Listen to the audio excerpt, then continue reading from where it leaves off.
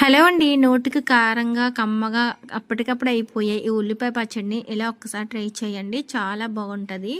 Stove మీద బాండీ పెట్టుకొని ఆవాలు, జీలకర్ర, మెంతులు వేసుకొని దోరగా ఫ్రై చేసుకొని అవి చల్లారిన తర్వాత మెత్తగా పొగడ చేసుకొని పక్కన పెట్టుకోవాలి. ఇప్పుడు ఒక మిక్సింగ్ బౌల్ తీసుకొని సన్నగా కట్ చేసుకున్న ఉల్లిపాయ ముక్కలు, సన్నగా కట్ చేసుకున్న 2 పచ్చిమిరపకాయలు, కొంచెం కొత్తిమీర తరుగు, కొంచెం కరివేపాకుని మనం వాడుకున్న మెంతి పొడిని కూడా వేసుకొని ఒకసారి వెంటనే కూడా బాగా కలుపుకోవాలి. ఇలా కలుపుకొని పక్కన పెట్టుకొని స్టవ్ మీద బాండి పెట్టుకొని 3 స్పూన్ల ఆయిల్ వేసుకొని కారం, పసుపు, ఉప్పుని వేసుకొని ఒక్కసారి బాగా కలుపుకొని ఈ ఉల్లిపాయ మిశ్రమంలో వేసుకోవాలి.